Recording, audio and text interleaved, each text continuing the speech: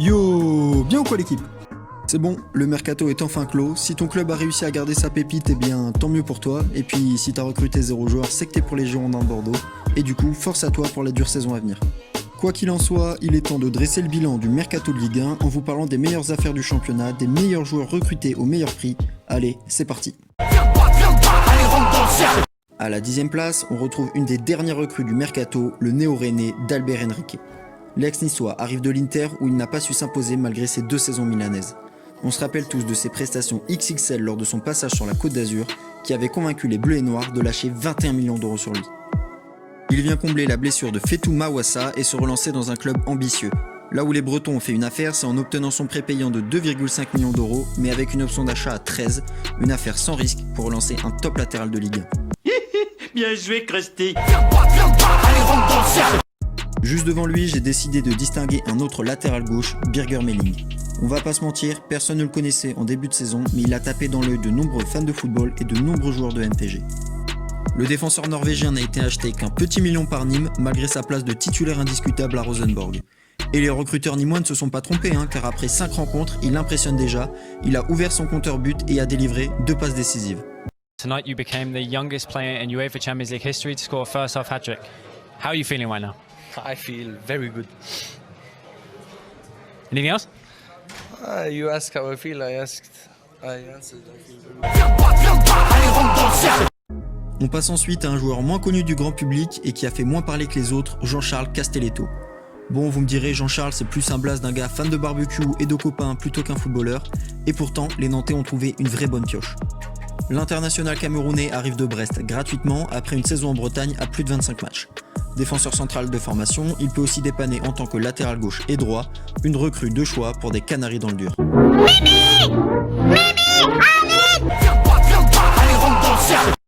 On reste dans le secteur défensif pour le top 7 de ce classement avec le nouveau latéral droit du Paris Saint-Germain, Alessandro Florenzi.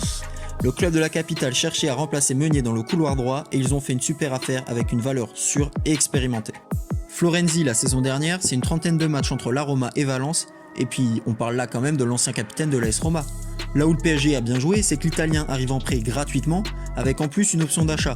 Et puis Florenzi ne joue pas que latéral droit, il peut aussi dépanner au milieu de terrain et en tant qu'ailier droit, une vraie cartouche en plus pour les Parisiens.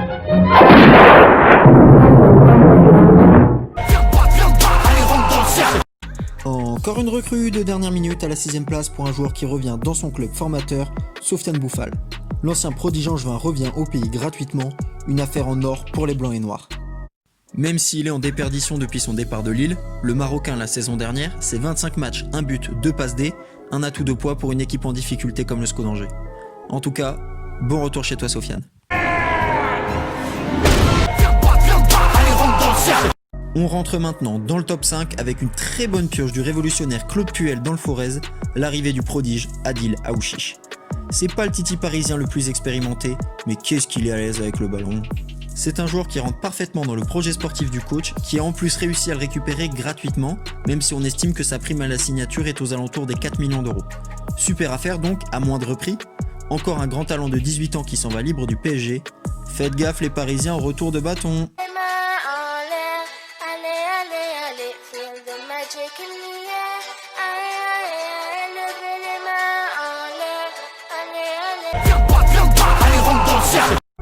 Petit tuto pour réaliser une bonne affaire au mercato.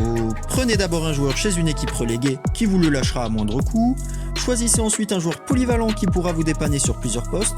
Récupérez-le ensuite en prêt avec option d'achat pour être sûr de ne pas vous faire douiller. Et puis voilà, le tour est joué, vous vous êtes renforcé intelligemment. Eh bien écoutez, le RC Lens connaît bien la chaîne Estuto puisqu'ils ont réalisé un double coup à Toulouse puis Amiens avec Isiaga Silla et Gaël Kakuta. Pour la 4ème place, je vais vous parler de Gaël le Globetrotter, qui après avoir joué dans 12 clubs différents, revient dans son club formateur 13 ans après l'avoir quitté. Les nordistes récupèrent donc un joueur expérimenté, qui peut jouer sur toute la ligne d'attaque, avec un prêt gratuit et une option d'achat estimée entre 3 et 5 millions d'euros.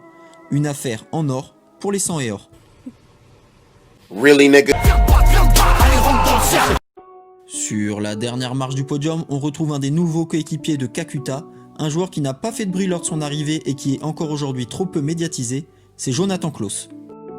Alors oui, c'est pas le joueur qui claque dans un 11, et pourtant les Lensois ont récupéré un sacré bon joueur de couloir. L'ancien Strasbourgeois arrive de l'Arminia Bielefeld, promu en Bundesliga 1. Il peut jouer ailier droit ou latéral droit, et ce rôle de piston que lui donne Frank Hez lui convient parfaitement.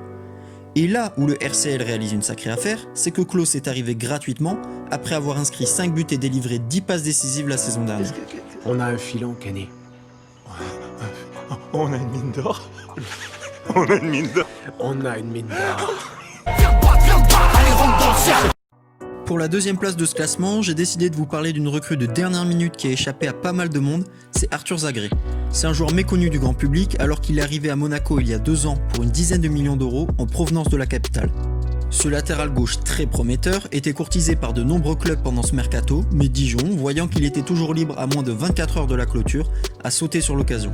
Le club bourguignon l'obtient en prêt avec option d'achat, et même si elle n'est pas levée, Zagré concurrencera sérieusement Hannibal Chala, très décevant depuis le début de la saison. Les Dijonais réalisent donc une Zagré recrue. C'est genre il est toujours dans la rigolade et moi j'adore ça rigoler. Moi je suis là, je rigole tu vois. Avant de vous annoncer le grand gagnant de Stop, je voulais vous dire que j'ai fait un classement, et faire un classement, ça veut dire faire des choix. Bah ouais, logique. Et voici donc ceux qui étaient dans la shortlist. Il y avait ceux recrutés un peu trop cher avec Sven Botman, Steve Mounier, Danilo Pereira, Naïef Aguerd, Amine Gouiri, Wagner Diaz et Daniel Rougani. D'autres ont fait un début de saison trop décevant pour y figurer, Ronny Lopez, Pape Gay et Travo Chaloba. Et puis enfin, ceux encore trop incertains, comme Jérémy Morel, Issa Gassila, Sacha Boey, Ibrahim Amadou, Jean-Kévin Augustin et Hatem Ben Arfa.